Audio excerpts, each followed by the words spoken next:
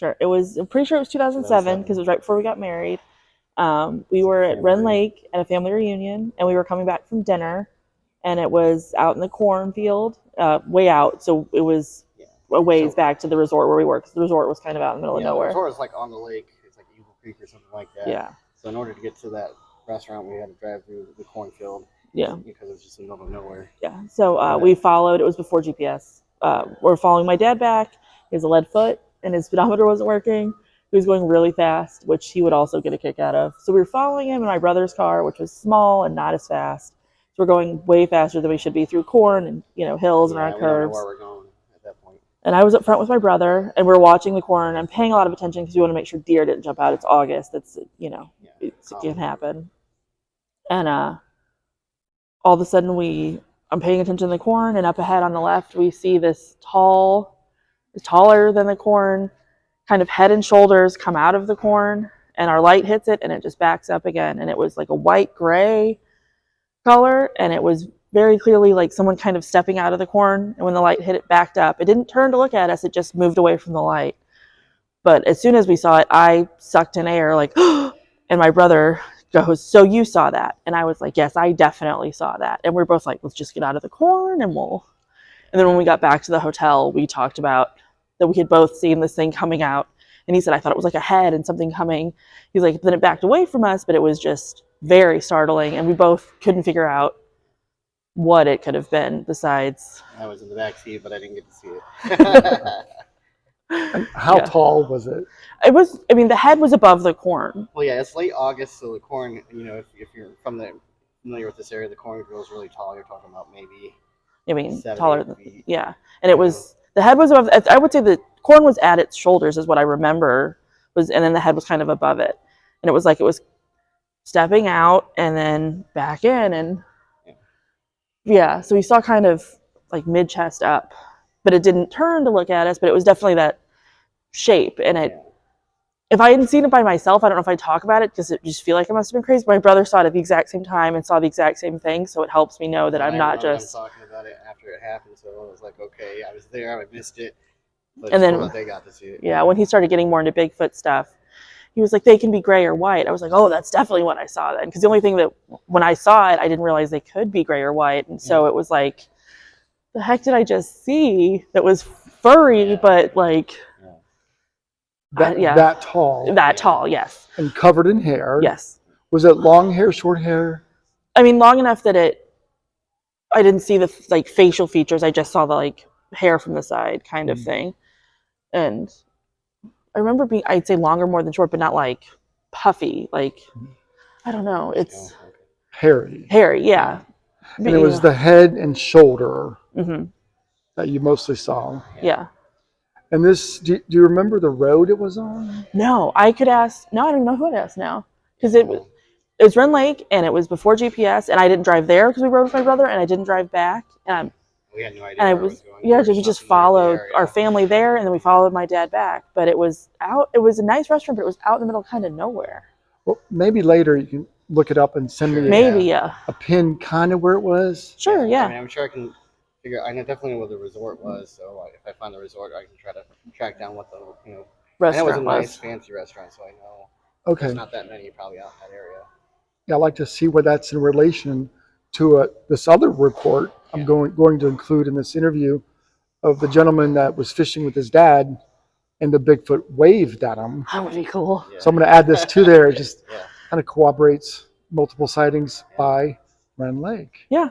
No, we'll see if we can find the spot for sure. But I don't know off the top of my head. But it was a crazy thing to see. And it's one of those, it felt at the time, and it still does, a 1 in a million. You just happen upon it kind of quickness. Yeah. Yeah. It drives him crazy that he didn't see it. All the time, rubs in my face. I know we call it knower.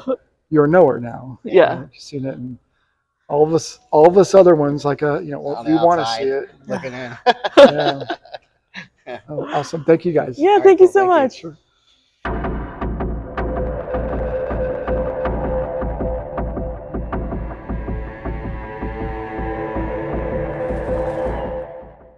My name's James. We were at Rend Lake fishing with my dad. It was July, August, late summer. probably 5, 6 o'clock in the afternoon. The sun was starting to go down, and I wasn't fishing, Dad was, so I was riding my bike back and forth on the Bonnie 7-poundment, and I was doing that for a good while. And after a while, I just had this feeling, so I started looking at it'd be the west side of the 7-poundment. So finally, I slid the bike to a stop, and when I stopped, I looked to my right, which would be the north side, and I kind of scanned that shore, and then I kind of scanned over the 7-poundment to the south side, and as I come back to where the bank met the 7-poundment, my eyes stopped on this scrub brush, and something come out from behind the scrub brush, almost like it was already taking a step in the process that it was standing up at the same time. And when it stood up, it's like it pivoted at the hips, and it brought its back foot out and stopped, and then it took one step at me and stopped. And I wasn't quite sure what I was looking at, and all of a sudden it raised its arm up just straight above its head, and I still wasn't sure what I was looking at, but it was black. It was solid black head to toe. I knew it was hair or fur, but there was no features. I could see light between its fingers, but it was darker than everything else around it. So the trees behind it were like shaded, and whatever it was pulling the light out of everything else and putting it away. And I sat there for a minute, and I'm processing in my mind the distance. I didn't feel threatened, but I was uneasy. So in my mind, I was processing, how far do I have to get to the truck to get away from this thing versus how far it has to get to me. And in a split second, I just turned the bike and took off, and I slid to a stop next to my dad and said, "We got to go." And I took off again, and I got to the gate, the locked gate at the road, and I blacked out. The next thing I remember was my dad trying to get into the truck, and I was crouched down in the floorboard with the doors locked. And that was it. And that was probably, it was late summer of '98 is when that happened. Can you demonstrate the way it raised its arm? I'll back up some. It just raised it like this. Straight up, like that. How long did it keep its arm up? The whole time I was looking at it. It never lowered its arm. So it kept it up there. And then when I turned around, I didn't look back. When I turned around, I stopped at my dad and said, "We got to go." And I remember getting to the gate, and that's it. And the gate to the truck's probably 30 foot, 40 foot. So somewhere in that 40 foot, I got in the truck and locked the doors. Now I was 10 at the time, 10 or 11, and I'm 6'10", 6'11" now, and I was a good chunky kid, and it was a '87 Dodge Dakota, and I was stuck in the floorboard hiding from whatever it was. Yeah. So I was a big boy. Yeah. I shouldn't have been able to crawl in there, but I did. Yeah. What did your dad say when you told him? I never did tell him what I seen.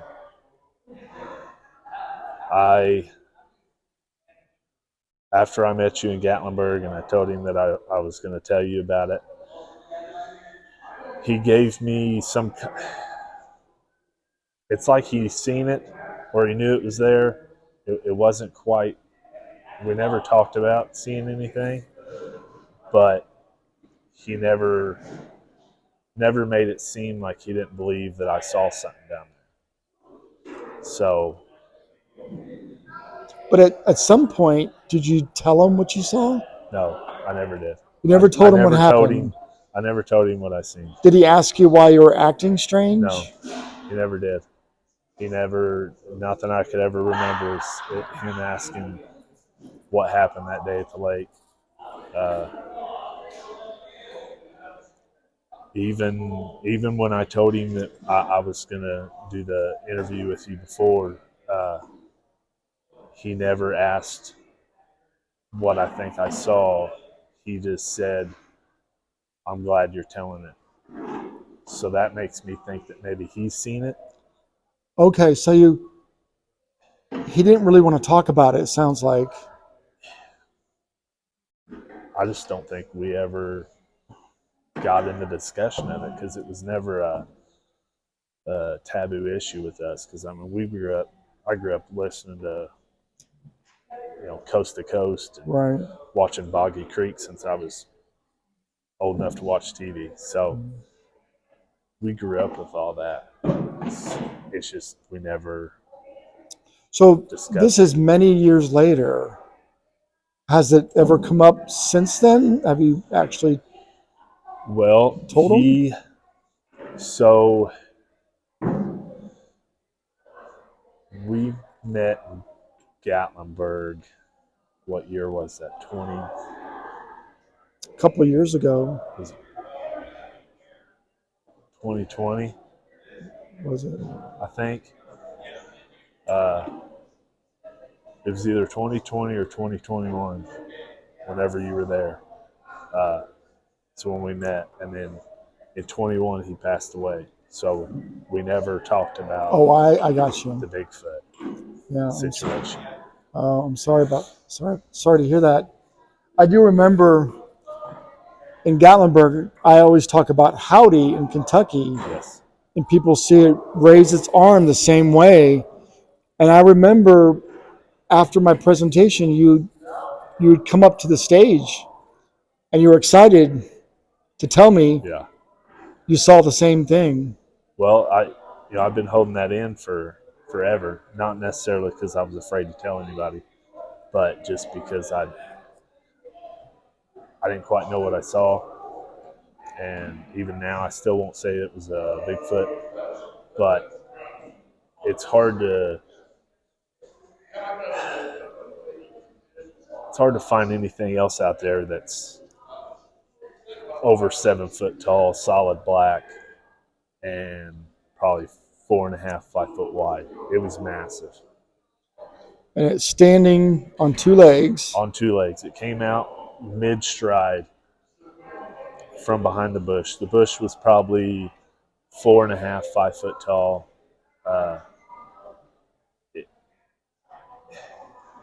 And I don't really think that I could see it behind it when I scanned, but for some reason my eyes just locked on that bush as I scanned back, and that's when it came up.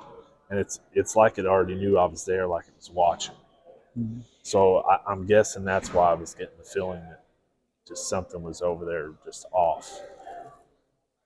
And this was a sunny day. Yes, yeah. Hot, sunny day. I was on a chrome Huffy bicycle, BMX style. Just being a dumb kid, going to one end of and sliding to a stop, and then going to the other end and sliding to a stop. Mm-hmm. Doing that for umpteen times. And I know it's a long time ago, but how far away was it from you? I was a little more than halfway across the sub-impoundment, so probably I've never measured it because I've never actually gone back to past halfway over the 7-pound since that. Probably 300-400 foot, maybe a little more than that. But Right. it was close enough. It was close enough that I could see the light in between the fingers when it held its hand up.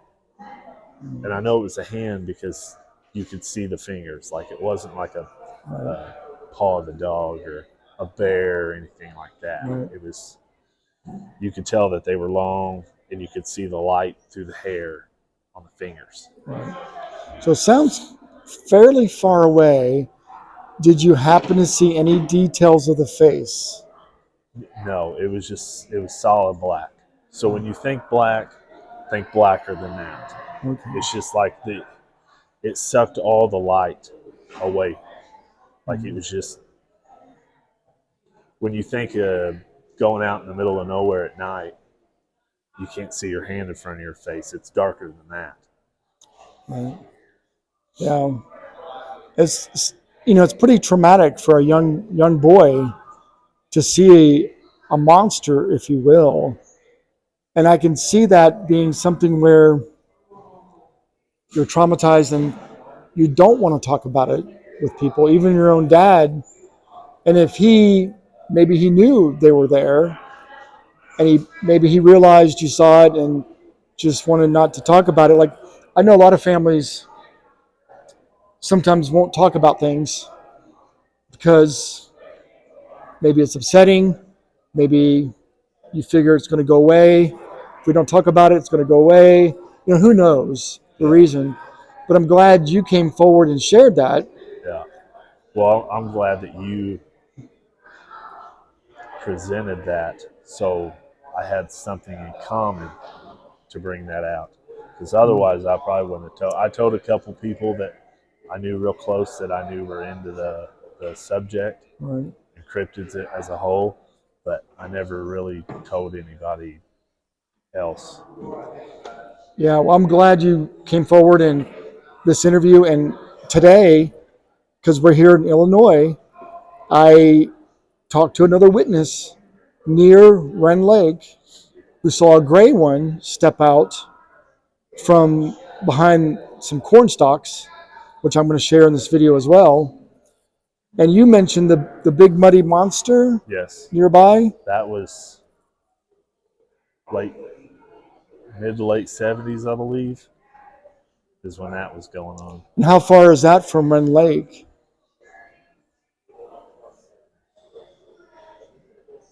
20 minutes Yeah, south. that's not It's far. close. They all And run into the Big Muddy River. And you mentioned the water from the dam or the backwater, whatever, goes into that. Yeah, the Big Muddy. The Big Muddy. And you mentioned the Big Muddy, some people said it was gray too? Yeah, the Big Muddy monster, there was reports of it being gray or white. Gray or white, which yours was black. We know they come in different colors. Yeah. And the lady that I interviewed as well today said hers was gray. So they do come in different colors. So that's amazing. I really can't think of any other questions. I really appreciate you sharing that, taking the time. At some point, if we can get out there, I know tomorrow's busy, but if we can go to the actual spot would be awesome. We'll see. But thank you again for sharing that. Yeah,